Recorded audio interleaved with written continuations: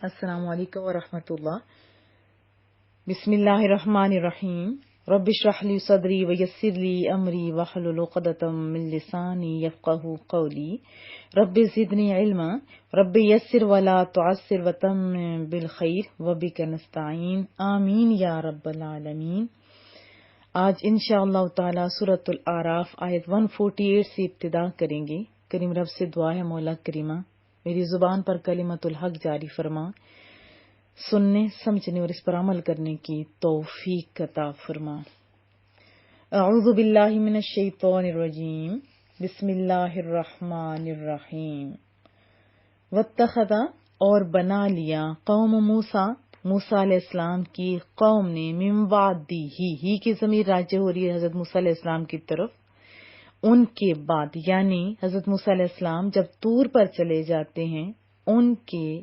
جانے کے بعد ان کی قوم نے بنا لیا من سے حلی پلس ہم کی ضمیر راجع ہو رہی ہے ان کی قوم کی طرف،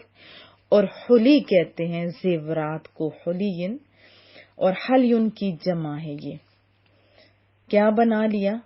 عجلا، بچھڑا انہوں نے بنا لیا، ایک گائے کا جو ایسے بچہ ہوتا ہے نا بچڑا، اس کو بنا لیا۔ جسدا، ماز، ڈھانچہ، ایک جسم بنا لیا۔ لہو، اس میں تھی خوارن، جیسے آواز ہوتی ہے نا بچڑے کی، گائے کی یا بیل کی، یا خالی جیسے آج کل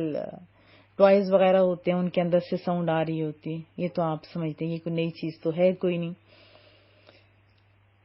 تو کیا فرما رہا ہے رب کریم؟ اور قوم موسیٰ نے ان کے طور پر جانے کے بعد اپنے زیورات سے ایک بچہ بنا لیا جو ماز ڈھانچہ تھا، اس سے گائے کی سی آواز نکلتی تھی۔ الم یرو، کیا انہوں نے نہیں دیکھا، انہو، کہ بے شک وہ، یعنی وہ جو بچہ بنایا تھا وہ، انہو، کہ بے شک وہ، لا یکلم، نہیں کلام کر سکتا، نہیں بات کر سکتا، نہیں بولتا، ہم ان سے یعنی ان کی قوم سے جو لوگ اس غلط کام میں ملوث ہو گئے، شرک میں ملوث ہو گئے۔ الم یرو انہ لا یکلمہم، کیا انہوں نے نہیں دیکھا کہ وہ ان سے بات نہیں کر سکتا، ولا یہدیہم، اور نہ انہیں بتا سکتا ہے، نہ انہیں دکھا سکتا ہے، ہدایت دے سکتا ہے، رہنمائی کر سکتا ہے، وہ کچھ بھی نہیں کر سکتا۔ سبیلا، راہ کی، ولا یہدیہم سبیلا، اور نہ انہیں ہدایت کی راہ دکھا سکتا ہے۔ اتخذوہ، انہوں نے اس سے بنا لیا، انہوں نے اس سے بنا لیا، اس کو بنا لیا، اس بچڑے کو، وکانو، اور وہ تھے ظالمین، ظالم کی جمع ظلم کرنے والے، اور وہ بڑے ظالم تھے۔ ولما سقط فی ایدیہم، اور جب سقط فی ایدیہم ہوتے وہ سخت پریشان ہوئے، وہ پشیمان ہوئے، نادم ہوئے۔ جب انسان پشیمان ہوتا ہے ساتھ پریشان بھی ہوتا ہے تو اس کی عادت زیادہ آپ نے دیکھا ہوگا وہ ہاتھ بھی ملنے لگ جاتے ہیں، اور جب وہ سخت پشیمان ہوئے، وراؤ، اور انہیں نظر آ گیا، انہم، کہ وہ قد ضلوا، کہ وہ بھٹک گئے ہیں، کہ وہ گمراہ ہو گئے ہیں۔ قالوا، تو کہنے لگے، لئن لم یرحمنا، اگر ہم پر رحم نہ کیا گیا، ہم پر رحم نہ کیا، ربنا، ہمارے رب نے، ویغفر لنا، اور نہ ہم کو بخشا، لنکونن، تو ہم البتہ ہو جائیں گے، من الخاسرین، خسارہ پانے والے، گھاٹا پانے والوں میں سے۔ اور جب وہ سخت پشیمان ہوئے اور انہیں نظر آ گیا کہ وہ راہ راست سے بھٹک گئے تو کہنے لگے، اگر رحم نہ فرماتا ہم پر ہمارا رب اور نہ بخش دیتا ہمیں تو ہم ضرور ہو جاتے نقصان اٹھانے والوں سے۔ ولما، اور جب رجع، واپس آئے، موسیٰ، حضرت موسیٰ علیہ السلام طور سے جب واپس آتے ہیں، ولما رجع موسیٰ، اور جب موسیٰ علیہ السلام واپس آئے، الی قومہ، اپنے قوم کی طرف، غضبان، بہت ہی غضبناک ہو کر، بہت ہی غصے کی حالت میں کہتے ہیں، یہ بھی عام استعمال ہوتا ہے اردو میں، غضب، بہت ہی زیادہ غصہ، جیسے آنکھوں میں خون اتر آتے ہیں، کیونکہ حضرت موسیٰ علیہ السلام کو رب کریم نے بتا دیا تھا کہ سامری نے گمراہ کر دیا ان کی قوم کو۔ اسفا،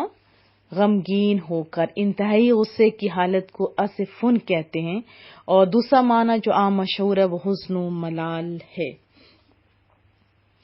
قال، بولے، بئس ما، بہت بری ہے، خلفتمونی، تم نے میری جانشینی کی، یعنی جب میں یہاں سے چلا گیا تھا تو پیچھے سے تم ہی لوگ تھے نا، نیابت کی تم نے میری، من بعدی، میرے بعد، وہ جو لوگ پیچھے چھوڑ گئے تھے ان کو مخاطب کر رہے ہیں۔ اور حضرت موسیٰ علیہ السلام اپنی قوم کی طرف خشمناک ہو کر، غضبناک ہو کر واپس آئے اور غمگین ہو کر بولے، اے قوم، بہت بری تم نے میرے بعد جانشینی کی، اعجلتم، کیا تم نے جلد بازی کی، عجلت، جلدی، کیا جلدی کی تم نے، امرا، حکم سے، فرمان کی، ربکم، اپنے رب کریم کے،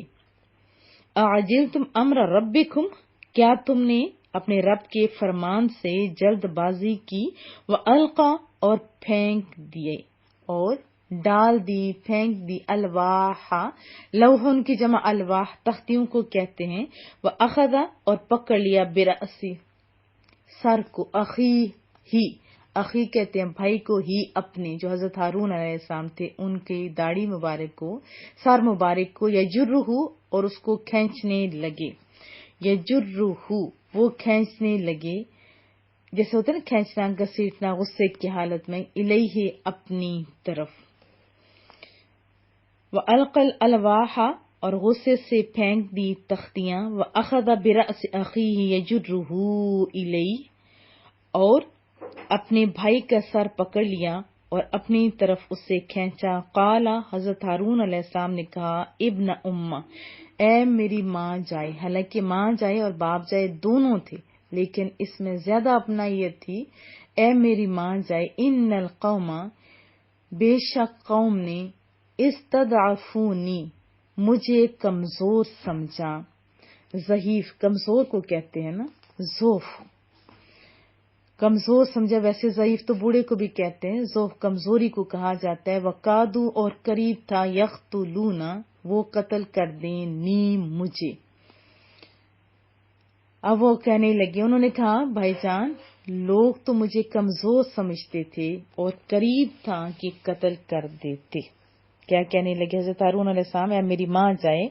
اس قوم نے کمزور، بے بس بنا دیا مجھے اور قریب تھا کہ قتل کر دیں مجھے، فلا تشمت، سو آپ نہ خوش ہونے دیں، ہنسنے کا موقع نہ دیں، کیونکہ جب کسی کے اوپر برے وقت آتا ہے تو ہمارے معاشرے کے اندر بھی یہ بات رائج ہو چکی ہے کہ اس برے وقت پہ لوگ اپنے دشمن کے برے وقت پہ، جس کو وہ دشمن سمجھتے ہوتے ہیں، اس پہ خوش ہوتے ہیں، ہاتھ پڑ جاتا ہے نا، بعض لوگ تو اتنے منہ پھٹ ہوتے، وہ کہتے ہیں کہ ہماری پڑ گئی، انہوں نے ہمارے ساتھ کیا تھا، اب ایسا ہو رہا ہے، وہ کوئی پہلے ہی آگاہ کی خبریں دینے لگ جاتے ہیں، اللہ رحم فرمائے۔ فلا تشمت، پس نہ خوش کر، نہ ہنسنے کا موقع دے، سو نہ ہنسو، بھی مجھ پر، اعداء، دشمنوں کو، ولا تجعلنی، اور نہ کر مجھ کو، مع القوم الظالمین، ظالموں کی قوم کے ساتھ، یعنی مجھے ظالم لوگوں میں مت ملائیں، ظالم لوگ جو لوگ ہیں ان کے ساتھ شمار مجھے مت کیجیے۔ تو کیا عرض کرنے لگے کہ مجھے اس قوم نے بے بس بنا دیا تھا اور قریب تھا کہ قتل کر دے مجھے، تو سو نہ ہنسائیے مجھ پر، دشمنوں کو، اور مجھے اس ظالم قوم کے ساتھ شمار نہ کیجیے۔ قالا، پھر دعا کرتے ہیں، عرض کرتے ہیں حضرت موسیٰ علیہ السلام، رب، اے ہمارے پروردگار، ربی، اے میرے پروردگار، اغفر لی، بخش دے مجھے، حضرت موسیٰ علیہ السلام نے التجا کی، اے رب بخش دے مجھے، ولی اخی، اور میرے بھائی کو بھی بخش دے، وادخلنا، اور داخل کر ہم کو، فی رحمتک، اپنی رحمت میں، قال رب اغفر لی ولاخی وادخلنا فی رحمتک، حضرت موسیٰ علیہ السلام نے التجا کی کہ اے میرے رب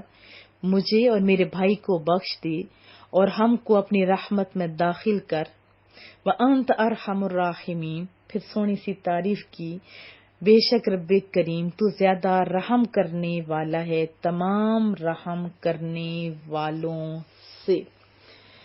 وضاحت جان لیتے ہیں۔ حضرت موسیٰ علیہ السلام جب کوہ طور پر تشریف لے جاتے ہیں تاکہ اللہ تعالیٰ کی طرف سے کامل ضابطہ حیات لا کر اپنی قوم کو دیں تاکہ ان کی زندگی اطاعت الہی کا ایک مکمل نمونہ بن جائے، لیکن ان بھلے مانسوں نے آپ کی غیر حاضری کا ناجائز فائدہ اٹھاتے ہوئے اللہ تعالیٰ کی توحید سے منہ موڑ لیا۔ وہ اللہ جس نے فرعون کی غلامی سے ان لوگوں کو نجات دی، آزاد کیا، جس کی قدرت سے سمندر کی موجوں نے سمٹ کر ان کے لیے ایک شاہراہ بنا دی، اور جب ان کا دشمن فرعون اپنے لشکر جرار سمیت ان کی زد میں آ گیا تو وہ اس پر امڑ آئی اور تنکوں کی طرف سے بہا لے گئیں۔ اس وحدہ لا شریک کو یہ لوگ بھول گئے، اس محسن حقیقی سے اپنی بندگی کا رشتہ توڑ لیا اور ایک بچڑے کی مورتی کی پرستش شروع کر دی۔ ان کی عقلیں اتنی اوندھی تھیں کہ خدا بنانے کے لیے ان کی نظر انتخاب جس پر پڑی تو وہ دھات کی بنی ہوئی بچڑے کی مورتی تھی جو نہ بول سکتی تھی نہ کوئی سن سکتی تھی۔ آپ اس کے سامنے شور و غل مچائیں، اس کی طرف سے ایک بے معنی صدا کے بغیر تو کچھ سنائی نہیں دیتا تھا انہیں۔ اس قوم نے جس نے ہر قدم پر آیات الہی کا مشاہدہ کیا تھا کیسے باور کر لیا کہ یہ ہمارا خدا ہے جس کا ڈھانچہ ان کے سامنے سامری نے تیار کیا تھا۔ یہ غلامانہ زندگی کا ایک طویل عرصہ اصل میں انہوں نے گزارا تھا۔ وہ اپنے قبطی آقاؤں کو گائے کی پوجا کرتے ہوئے ان کی مورتیوں کو سجدہ کرتے ہوئے دیکھتے تھے تو اس چیز نے گائے کے تقدس کا ایسا نقشہ ان کے لوح ذہن پر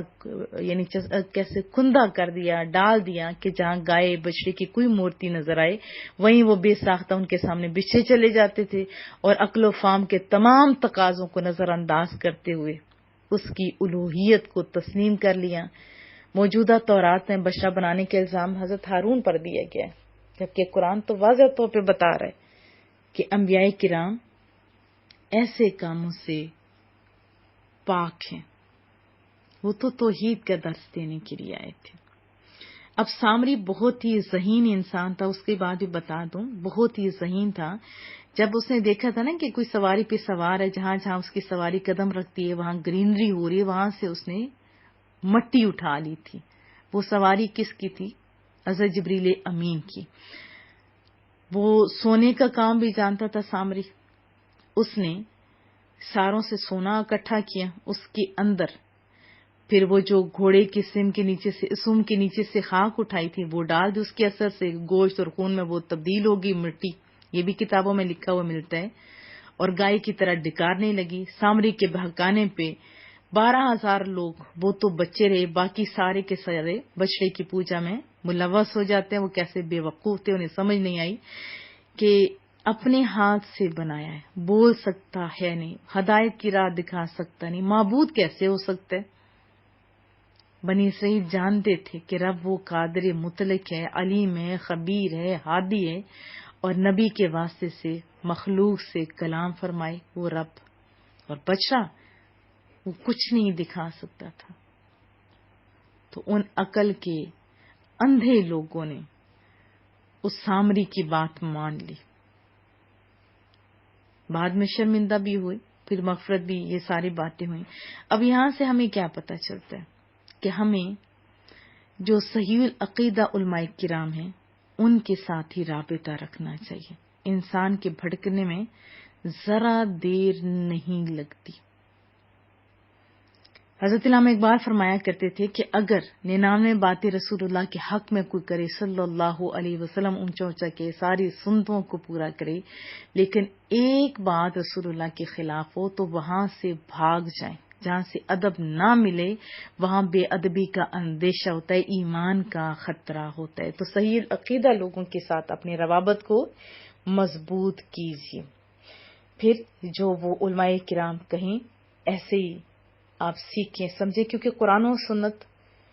سمجھنے کا صحیح انہی کو پتا ہے کہ ان کو، جیسے مفتی اکمل صاحب اور بڑی بڑی ہستیاں ہیں، بڑے بڑے میٹھے لوگ ہیں، مفتی سنان صاحب، عباس رضوی صاحب، اور بہت ہی پیارے پیارے سے لوگ ہیں جو آپ کو صحیح راہ دکھاتے ہیں۔ پھر اس کے بعد دیکھیں، اب تختیاں غصے سے ڈالیں، حالانکہ وہ نبی تھے، اجلس میں یوں سمجھے کہ رکھ دیں، تو جو ٹوٹ گئی وہ ٹوٹ گئی، وہ اٹھا لی گئی، باقی جس میں احکامات تھے وہ موجود تھے۔ ہم بھی دیکھیں قرآن کریم کے ساتھ ہم لوگ زمین پہ کیسے رکھ دیتے ہیں، کیا یہ مناسب ہے؟ یہاں سے تو یہ بھی بات پتہ چل رہی ہے نا، یہ مناسب نہیں ہے۔ پھر جو ایک اہم واقعہ ہے کہ حضرت ہارون علیہ السلام نے کیا عرض کی کہ بھائی جان، یہ لوگ دیکھ رہے ہیں، ان کو ہنسنے کا موقع نہ دیجیے۔ تو ہمارے لیے اس میں کیا سبق ہے؟ حالانکہ وہ کام اتنا بڑا تھا، شرک جس کو ظلم عظیم قرار دیا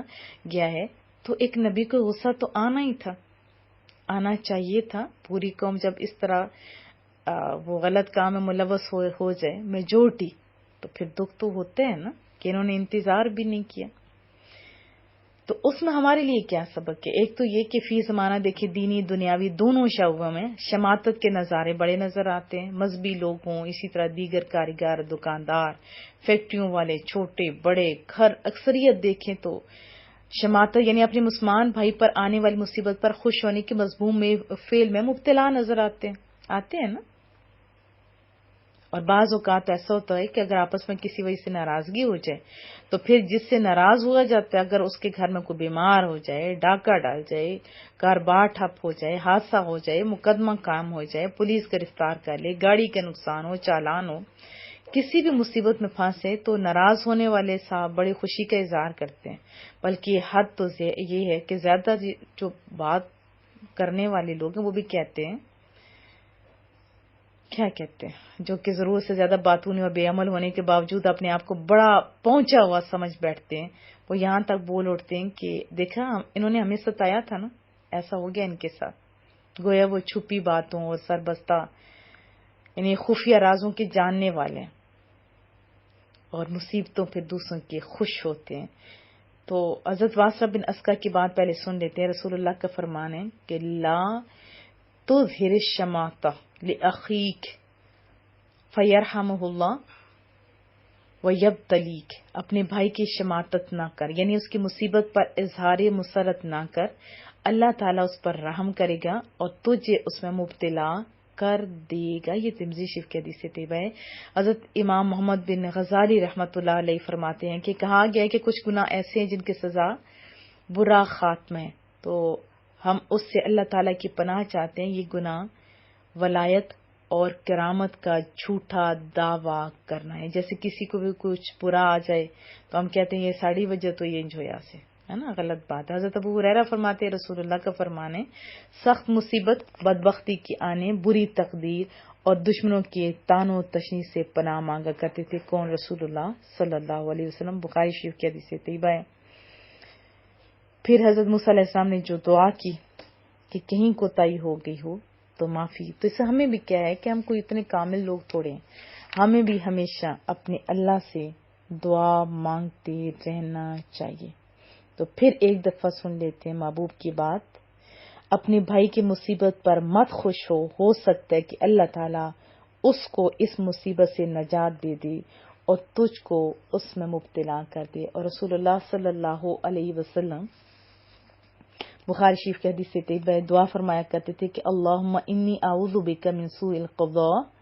ودرک الشقاء وشماتۃ الاعداء،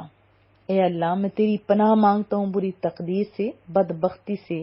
اور ایسی بات سے جس سے دشمن خوش ہو، آمین یا رب العالمین۔ ہمیشہ دعا کرتے رہا کیجیے، اور اس کے اندر جو دعا ہے وہ بھی آپ یاد کریں، رب اغفر لی، وہ والی جو دعا ہے، کیونکہ ہمیں بھی دعائیں مانگتے رہنا چاہیے۔ پھر اس کے بعد